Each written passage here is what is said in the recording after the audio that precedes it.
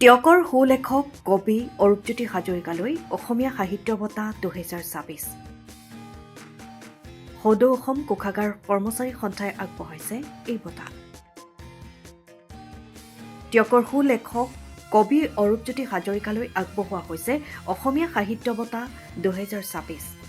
উল্লেখ্য যে 28 ফেব্ৰুৱাৰীত সদৌ অসম কোষাগাৰ কৰ্মচাৰী সন্থাৰ 33তম বাৰ্ষিক অধিৱেশনৰ গোলাঘাটত এই বঁটা প্ৰদান কৰা হ'ব। বিভিন্ন সময়ত লেখা-মেলা কৰাৰ উপৰিও বহুতো শিশু গ্ৰন্থ তেওঁ সম্পাদনত প্ৰকাশ কৰি উলিয়াইছে। বিদ্যালয় মহাবিদ্যালয়ত বিভিন্ন অনুষ্ঠানত গ্ৰন্থ বিলাই অহাৰ লগতে নিজৰ একক প্ৰচেষ্টাৰে অৰূপজ্যোতি হাজৰিকাই বিগত সময়ত বহুতো আৰ্তজনক সহায় কৰি আহিছে। তেওঁ জানিবলৈ দিয়া মতে এই সন্মানে আগন্তুক দিনত কাম কৰি যাবলৈ প্ৰেৰণা যোগাব।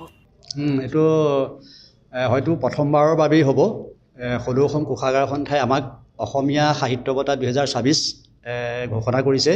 আমি সদৌ অসম কোষাগাৰ সন্থাক আমি আমাৰ ফালৰ পৰা ধন্যবাদ জ্ঞাপন কৰিছোঁ।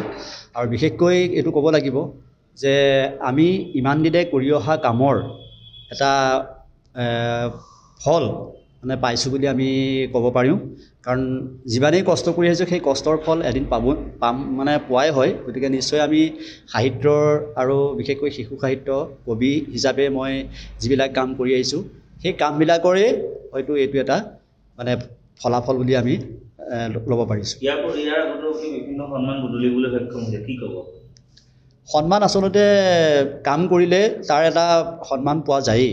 আৰু আমাৰ বিশেষকৈ দেখা যায় গোটেই সমাজ ব্যৱস্থাটোৱে এতিয়া এটা যিটো নিগেটিভ চিন্তাধাৰাৰ মাজত আবদ্ধ হৈ আছে। গতিকে এতিয়া আমি এটা পজিটিভ চিন্তাৰে ইতিবাচক চিন্তাৰে যিহেতু আমাক এই কামবিলাক কৰিবলৈ অনুপ্ৰাণিত কৰে, যিসকলে আমাক এই বঁটা প্ৰদান কৰে আমাৰ সমাজৰ প্ৰতি এটা দায়বদ্ধতা আহি পৰে। আৰু সেই দায়বদ্ধতাটোক কাৰণেই আমি আচলতে এই কামবিলাক কৰিবলৈ উৎসাহো পাওঁ। আৰু বিশেষকৈ আপোনালোকৰ মাধ্যমৰ যোগেদি এইটো কথা ক'ম যে সমাজ ব্যৱস্থাটোত যি নেতিবাচক চিন্তাধাৰাবিলাক বৰ্তমান বেছিকৈ মানে প্ৰচাৰিত হৈছে, বঁটাৰ ক্ষেত্ৰতেই হওক বা অন্যৰ ক্ষেত্ৰতে হওক, গতিকে সেইবিলাক যাতে সকলোৱে পৰিহাৰ কৰি এটা ইতিবাচক দিশত আগবাঢ়ে সেইটোৱে আমাৰ হ'ল কাম্য। আৰু এই বঁটা প্ৰদানে কি কৰে, মানুহক কাম কৰিবলৈ উৎসাহ প্ৰদান কৰে। সেইটোৱে আমাৰ মানে আমি যিটো বঁটা পাইছোঁ সেইটো কাৰণে আমি উৎসাহে পাইছোঁ বুলি ক'ব পাৰি। এই গ্ৰন্থপুথি আমি যিবিলাক আলোচনী বা আমি বাতৰি কাকত আমি বিতৰণ কৰোঁ সেইটো আমাৰ এটা গ্ৰন্থ আন্দোলন। যি আন্দোলনটো আচলতে এনেকুৱা হৈছে, বিশেষকৈ কোৱা হয় ছাত্ৰ ছাত্ৰীসকলে কিতাপ নপঢ়ে, সেইটো ছাত্ৰ ছাত্ৰীসকলক দুখ দি লাভ নাই।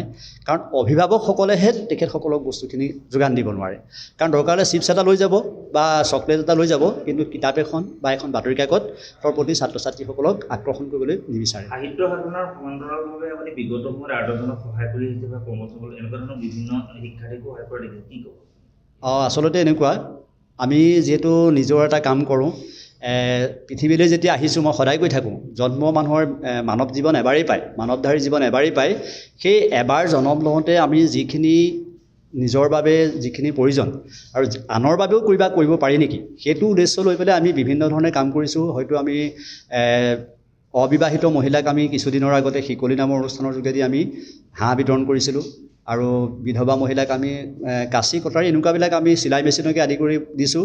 তাৰোপৰি আমি দিছোঁ যিবিলাক দিব্যাংগসকলৰ কাৰণে মানে বিশেষ শাৰীৰিকভাৱে সক্ষম ব্যক্তিসকলৰ কাৰণে আমি ট্ৰাইচাইকেল হুইল চেয়াৰ প্ৰদান কৰিছোঁ। এইটো আমাৰ নিজৰ যিখিনি ইনকাম, যিখিনি আমি পইচা পাতি পাওঁ সেই পইচা পাতি এটা অংশ নিজৰ কাৰণে ৰখাওঁ আৰু বাকী আমি ৰাইজক কিবা এটা দিব পাৰোঁ নেকি সেইটো বিষয়ে আমি চিন্তা কৰোঁ। টিয়কৰ পৰা Biraj Bora report, time of Assam. সময়ৰ খবৰ সময়ত পাবলৈ ফ'ল' কৰক টাইম অফ আছাম।